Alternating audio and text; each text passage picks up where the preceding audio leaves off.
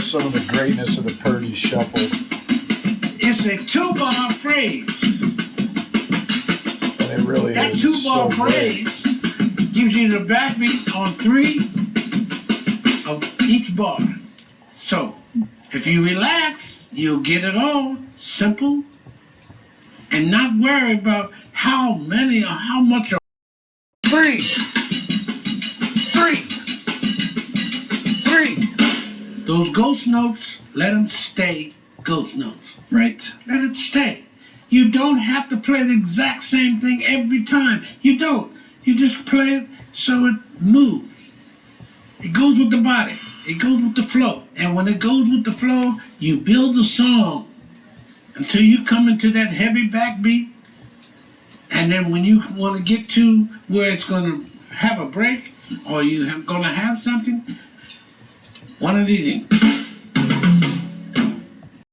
Watch some great video footage today. We actually caught up with some gear. We'll watch some more streams on that, and then of course more great footage with Rick Beato and Bernard Purdy. I saw some other ones that came through Drummer's World. There's one on Drummer's World as well. Those are some great demonstrations, interviews, as well as examples of some of the songs he's played on.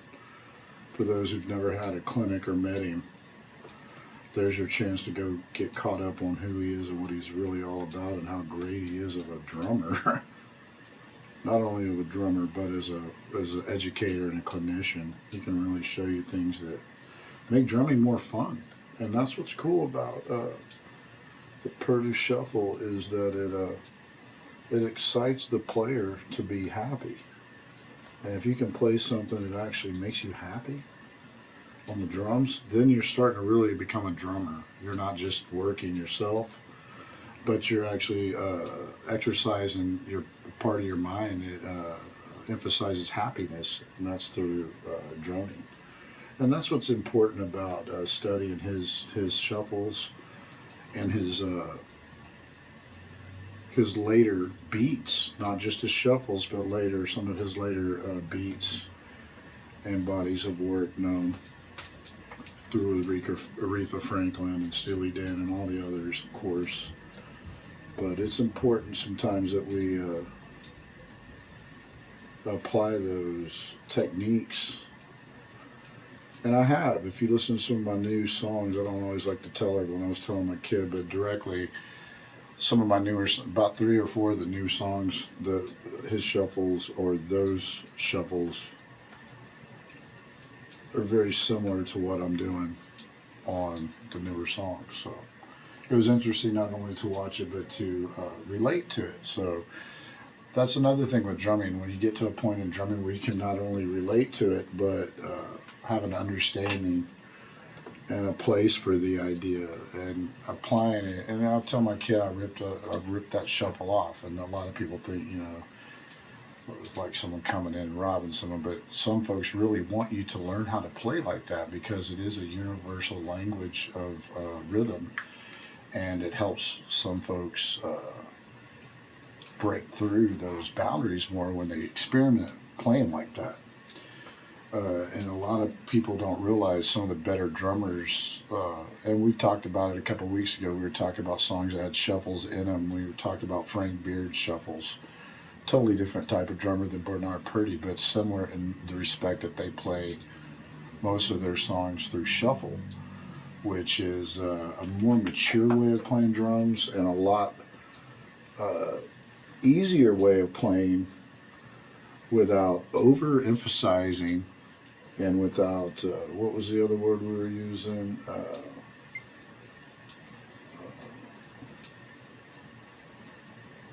Underplaying, or no, overemphasizing, but not overplaying through shuffles. Sometimes you can keep a shuffle going through a song, and it's what will actually make the feel and allow the lead player or the melody to be more prevalent in the count. So that was what was fun about that. And I always love to share that. It is. I mean, every couple of years, I always go back and watch what he's been doing or who's caught up with him. And Drummer's World did a good job on it, and so did Rick Beato. So those are two. If you're Googling or looking, that's what you might look for and find. Those examples I'm speaking of. Okay, let's get these headphones on. Where did I put them? I got some new headphones on here somewhere. Oh yeah, they're there. Okay.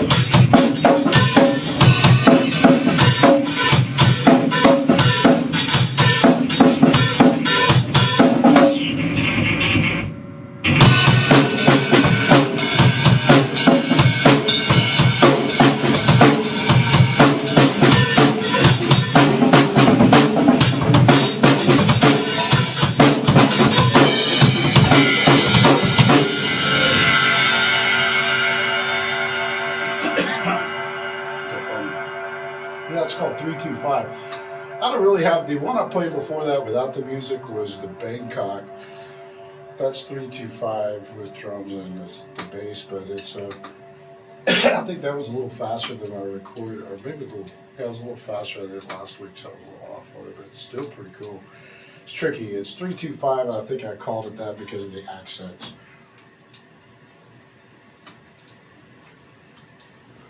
Oops. I don't know if this one is actually.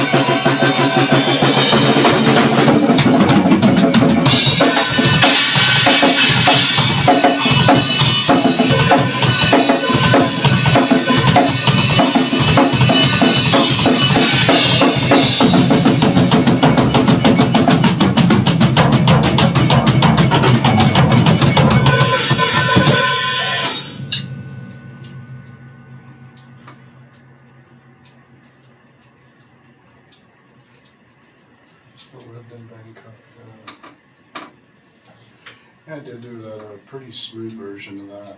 Day before yet, or I guess it may have been Friday. Either Thursday or Friday. I don't think I unlocked it till this morning, but I heard it, played along with it, and I don't know if it's as good as this one or better than this one, but the one we did a couple days ago, man, it was really tight. It's I like it because the reason I like it is I have a couple of different tempos going over each other. So, one might be going real fast and one's real slow, and then one bass line's slow and one's a little faster, and the drums are kind of between it, and it gives it a cool feel. So it's kind of like you're sitting in the middle of these two different bass lines and then a rhythm over the top of the melody. It makes it fun playing it like that. It really does. It's a lot of fun doing that shit. That's what I'm looking for.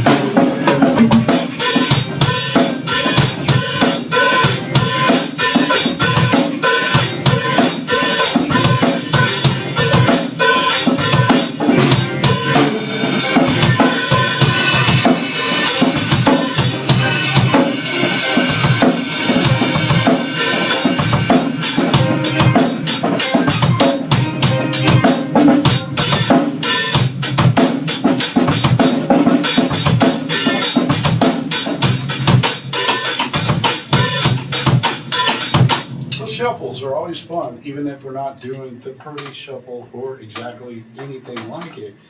But understanding how fun shuffles can be in arrangements. It allows you to have many more tracks over the arrangement because of the way we allow so many more little beats in between two bars over longer phrases makes it fun. Shuffling. A lot of times shuffling becomes the mature part of drumming, and sometimes, quite often, the fun part of drumming, or observing it, seeing people do it. You know, everyone does it a little differently, and you know, just like blast beats are really cool, so are shuffle beats, and allowing them to be within music, man, and then playing with them. And multi-shuffles, when you put other shuffles over it and then really, you know, get crunchy on it, it's fun. Just like we just did that good example in htownpoprockmusic. But seriously, you can actually hear the shuffle all over it.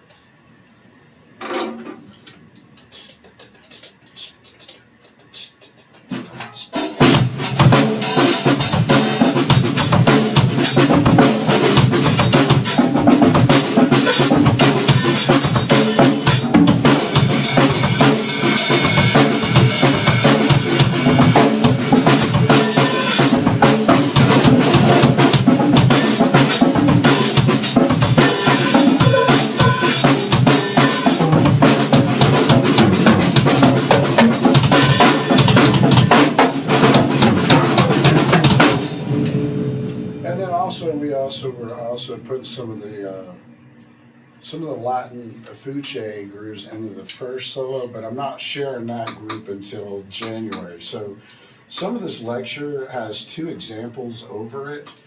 So we did do the Purdy shuffles over my playing, but they're not in this feature. They'll be edited in later next year, but you'll also be able to see those. And I think I may have put those, one in a 4-minute clip and another one in a 15-minute clip. So it's a lot shorter, and it has no original music in it or no cover music. It's just playing and discussion. So and you'll also hear some more of the Latin feel implied after that sort of goes back into some of the other stuff I was doing in some of the newer songs that I have. So you'll hear some of that Latin percussion over the drumming. So I actually do that thing together as to kind of make it more exciting in the listener. I guess everyone gets excited when they hear drummers play the cowbells, when you're not overdoing it and just going conk, conk, conk, conk, conk. Sometimes when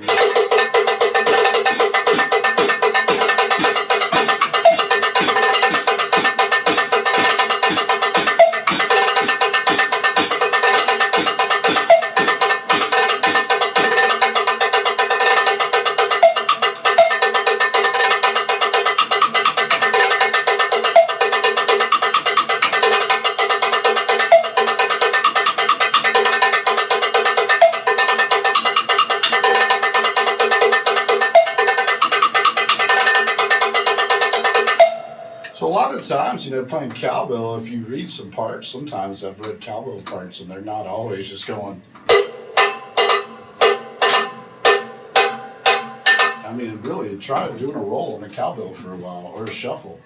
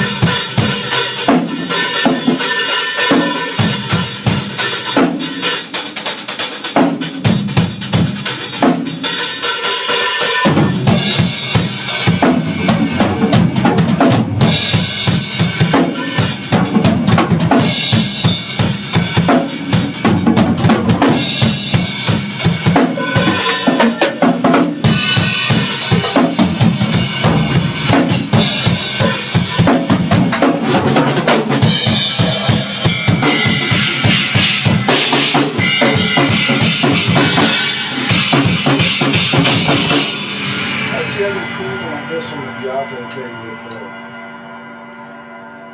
Bernard was also explaining, you know, getting the right tone off the edge of the cymbals, and of course with the low boys or the China boys, sometimes Zildjian explained to him when he came in and talked to him, you know, I love the way you play, Bernard, but let me show you how to actually play the cymbal. And he went up, and it was real cool because he just hit it like that, and just showed him that's where he wanted him to play the cymbal. Not necessarily with his hand, but he wanted it that way. He wanted his cymbals like that, and it was cool because he has his cymbals like that. And he shows how you can actually play the multiple, and this is something I do, and I just explained this the other day.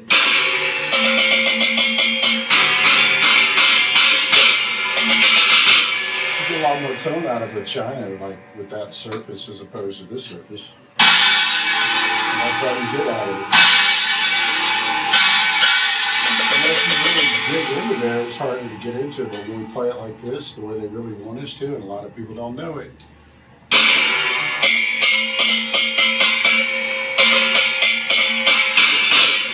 You can really get a lot of surface and never really even break it. You don't have to break them or crash them to get sound out of them. He explains that real well. When we invert them and when we play them like that, we hear the difference.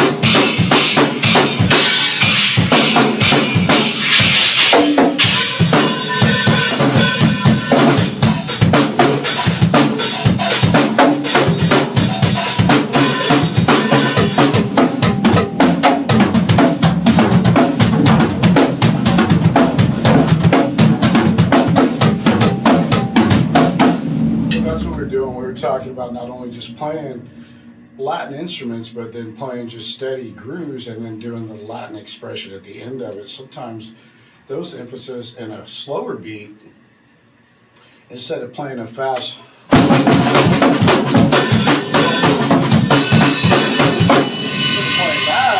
I'm playing some Latin or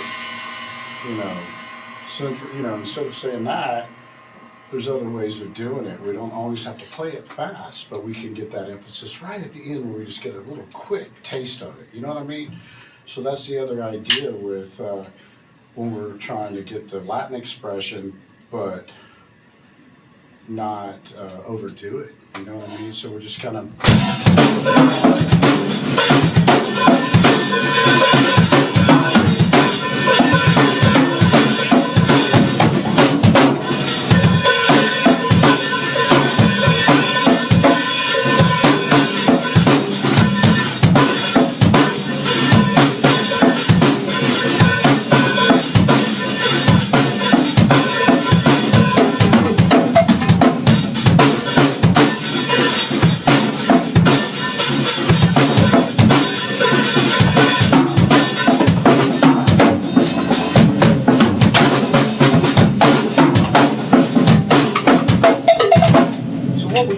take the groove, which was an offbeat groove, more of an ostinato, but with sort of a Western feel, not so much of an Eastern ostinato, but it is strange how I explain this, but more in a Western feel of an ostinato. But what we do there is we apply some Latin expression with a faster tempo at the end. So what we're doing is we're doing it halftime in the beginning in a 5, and then by the time we get over to the 1, 2, 3, 4, 5, 6, and 7. On those accents on the cowbells, it's just faster because we just added a couple more notes in there. So instead of speeding up, we just play a few more notes in 2 bars instead of less notes over 8 bars. And that's how we got that cool long feel of playing way before I gave that Latin touch at the end of it, you know, and it's sort of like, you know, becomes more of a instead of a lead in, or a hook, it's actually the accent that is the style accent. So the style accent changes completely. You understand what I'm saying? And style goes from what just a 5/7 or 3/4, whatever offbeat, into something that's 7 notes of accent that's a Latin fill. And some people count those a little differently, but especially if you focus that towards a Latin sound or the Latin instrument such as that I did, it becomes more valuable in the sound. It's not so overdone, you know, like it's just clunk, clunk, clunk, clunk, clunk, clunk, clunk, clunk, clunk, clunk, you know. That's okay. But there's other ways of getting the idea across of, you know, expressing Latin style.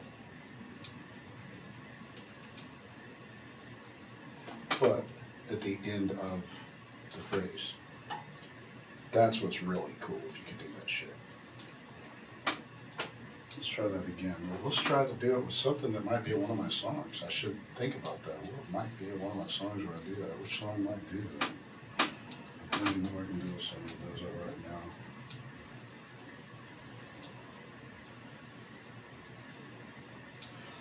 The reason I do that is because we do, you know, I have been doing more ostinato stuff, but I also do some of that hip hop, trip hop, like the older Davey Demon stuff, the, you know, neo-gothic horror pop, but ghetto tech.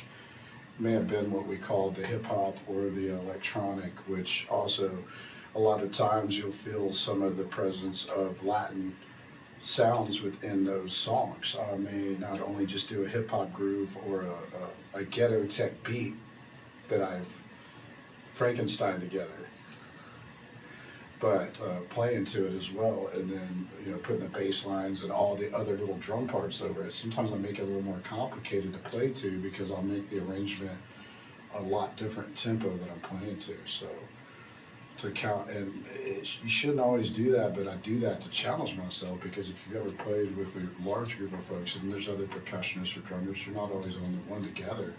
And you can't always count on everyone just to be, you know, so fucking rock and roll on top of each other perfect that it's going to be that easy. A lot of times players are really, you know, meticulous about a certain way they play. You're not going to always be in that pocket, but there's a way of playing to it without being offbeat.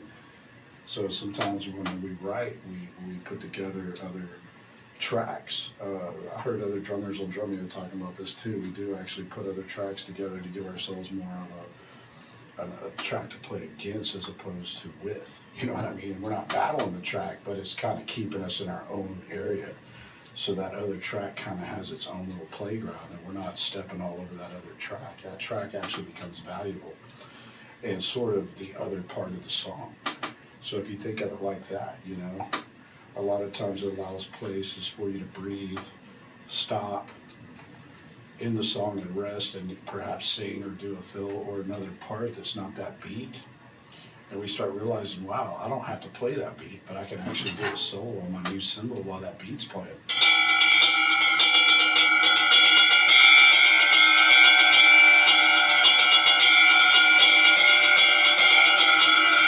You know, a lot of times while that hand clap's going or something, that's laying your backbeat for you. That makes it so cool. All of a sudden, it's just so comfortable. A lot of times people forget, you know, some cats don't rely on that at all, but then some of us cats can do that. And it's like, hey man, I actually gave us a chance to play. We're not having to always play the backbeat. And it's fun to always play the backbeat, but you don't have to nowadays. Or even in the old days, we didn't always do that. Some people always speak of that, but it's not necessarily true. It doesn't have to happen like that. It really doesn't, especially to have fun with it. So let's look at another one where we might be able to actually do what I said, and that's where I'm just going to let the other track sit on its own, and I'm not playing that track. I'm playing my own thing, and it's just what's there. Well, I'll try to find one. I guess we did do that other one earlier. We did htownpoprock already. It kind of had that feel. Let's try this one. That one knows how to hit the beat.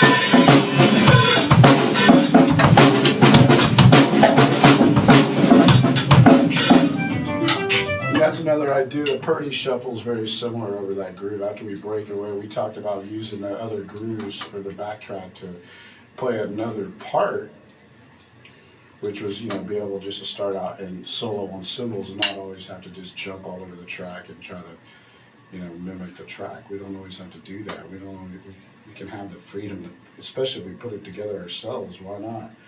But don't feel like I have to play that. I don't. That's why I don't. And I realized that the other day. I was like, you know what? That makes sense. I heard someone else say that, and that's what I'm doing. Agreed. Agreed that I could say fini, complete, is better than incomplete. So that's the idea. And being it is the holidays, people might want to get into writing songs. Or I was telling Angie, I was like, you know, now that we're doing that, we can also, you know, I can catch those loops like I did the other night when we were practicing. I can, you know, do the Frank Zappa type thing and record while I'm playing, and then record the loops and then play over them and bring it back and play them again. And that's really fun to do that. So being the holidays, you know, we said, hey, let's try to make some stuff sound sort of like the holidays, and that's what we did. We said, try to make it sort of a Christmas feel, and I said, I really wanted to do CanonInD, and we did it last year. It was okay. I mean, it really was. It was okay. And I put it up, and a lot of people liked it. I did the little Santa Claus looking sled thing in here, and I've already got it kind of looking like that again. But ho, ho, ho. So what I'm going to try to do is play it again. Swan Lake turned out good, but I really do. I think I'm starting to dig the CanonInD is a little, you know, it's what I really like. 6 months ago, I couldn't even walk in here, let alone sit down and play drums. Now I'm sitting here having a sip of a robot sauce. They got me drinking robot sauce. Got to keep Mr. Roboto very dumb on where he got one. Please, thank you. I just want to thank you. Please.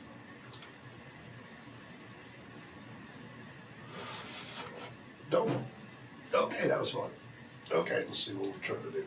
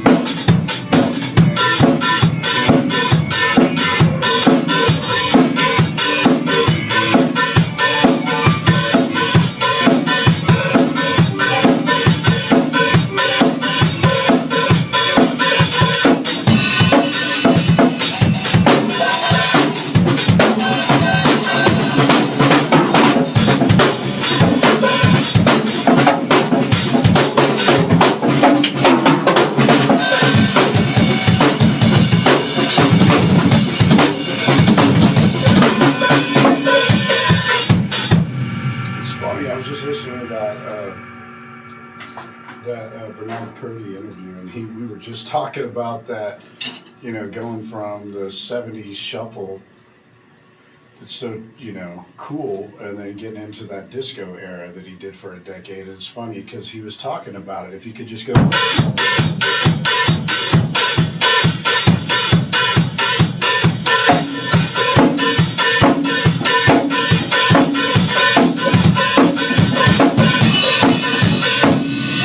It's so funny because I went from just, you know, I was telling my kids, so funny, I just heard all this and I'm doing it in some of my songs. But it's true, and it is funny when you do music that sort of goes through different time eras, you'll notice how it's true. Those shuffles were very, I would say, coveted amongst the, you know, the radio, pop culture, and a lot of those shuffles play, and rock, you know, rock too, of course rock, of course country and western shuffles. So that actually does have sort of a country feel to it. It doesn't only just have a bop feel to it, we gave it sort of a western feel. And then if you noticed, I imply a little bit of Latin at the end of that Americana western with a Christmas feel, but then we add a little bit of a Latin flavor at the end of it, just because we're in Texas, hee-haw. So we just add a little chingaletas at the end. Just a couple little chingaletas at the end, if you know what I'm saying. And it makes it fun. That's the other thing, a lot of times if we can write, you know, in group, other than solo, but, you know, like I'm a chamber musician, which means I work in my house writing, in my own chambers. So when we do that, we're either doing it as ourselves or with a group or with another person, like I do with my wife, or sometimes my kid will help me do something or whatever. But a lot of times I'm in here doing it all, putting it all together, and then let someone else come in and play it. And then sometimes, like what you heard there, that's where we get together and we say, hey, we've worked on this years and years and years over and over. Let's pick up the tempo and give it sort of that feel where it feels sort of Western, and it also feels sort of Christmassy. And that was the idea of that, you know, saying, hey, you know, don't forget, we're just good old boys and girls from H-Town, but we're also recognizing the joys and sounds of, well, the Western and Christmas sounds. With the, just a slight Latin tingle at the end. Just a little tickle. Tickle, coochie, coochie. Coochie, coochie. We have to tickle you at the end, which is a little bit of cowbells. Oh, God bless. But sometimes you have to do these things in music, and people are like, oh, Jesus, that's all it needed. It was just that little bit of cowbell at the end. I don't know what I don't think I could have accepted that or Jesus Christ into my life if I wouldn't have heard that cowbell right at the end of it. Oh, tisk. No, I'm joking. That's a joke, but seriously, it's funny. If you can, every now and then, just, if you can't play We're Not Gonna Take It, or what's that Molly Cruz song? Take it. Too fast for love. You can't play that one on the cowbell, then, I mean, you might as well be going to the chingaletta tingalingas. You know what I'm saying? Tinga-tinga, chingalettas. And then that's where it's at. I mean, just a couple of chingalettas. Chingalettas.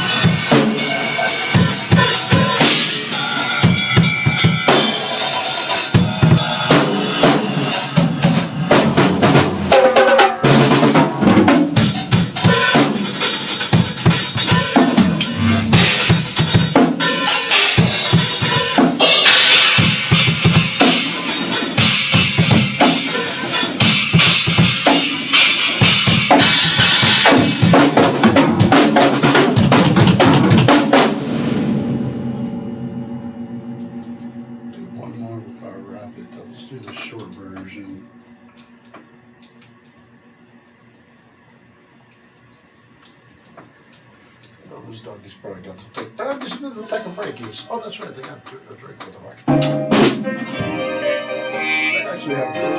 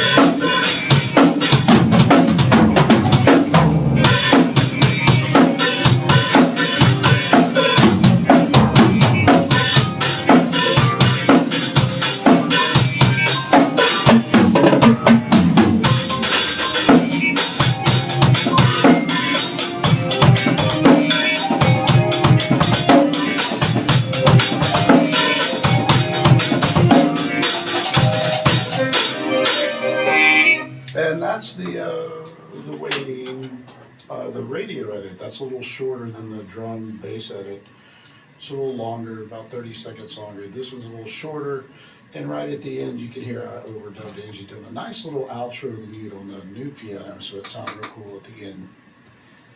We even got the, hey, I'm going to squeeze you in right here. Just get your ass in here now. Hey, get over here. Hey, sit there. Hey. Okay, we're done. Get the fuck out. No, that's it. No, I'm serious. That's all I wanted was about 3 seconds. You're done. Thank you. She's like, that's what she said. Oh, tisk. Wait, hold on. 3 seconds. And he's out of here. But sometimes that's all it takes. The biggest hits in the world. Wait a minute. 3 seconds, one take. Oh, shit. Hey, you're on the record at least. At least I can say I put you on the record. You got 3 seconds, damn it. Get the fuck out of here.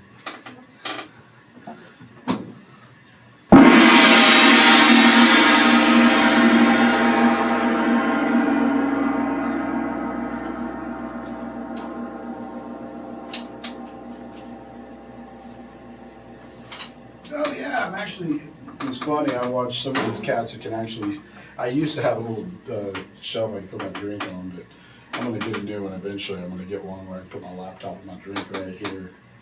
But there's some badasses that can actually do that. They can actually hold their drink, play their drums, set it down, stop their laptop or whatever they do, change the camera, play the drums, take a drink. About a month or so, you went, look at that son of a bitch. He's not only got a drink behind. I've never seen Seymour drink behind this kid. It's the second time the whole goddamn time he's ever been there. I don't normally do that because I don't want to make a mess in here, but or leave it and then a roach comes in here or a fucking cat comes in here and pisses on it or something. But you know how that goes. Hey, look, it's a little kitty toilet bowl. Let me piss in this, God bless. Well, let me kiss it with the kitty yours. Now get the hell out of here with this shit. Okay, that was fun. That really was. And that's what we played earlier. We did that with the drum solo. Then we did that. That was fun. It really was. We got an hour in. Let's stop this shit. Motivation Monday, Drummaster, David W Seymour, Davey Demon. See you back on 2 for Tuesday.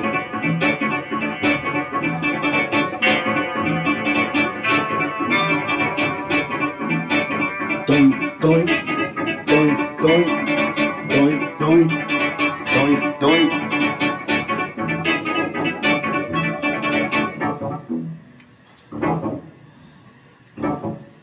Hello. Davey Demon's not here. How can I help you?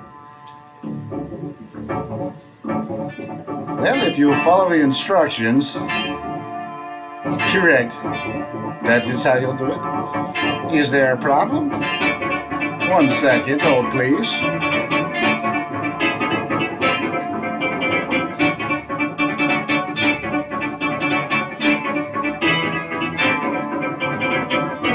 There it goes. Okay. There it is. He got it. Hello. Mr. Miyagi says, how are you today? Hey, Davey Demon says, how you doing, Mr. Miyagi? Hey, what the fuck are you doing? Hey.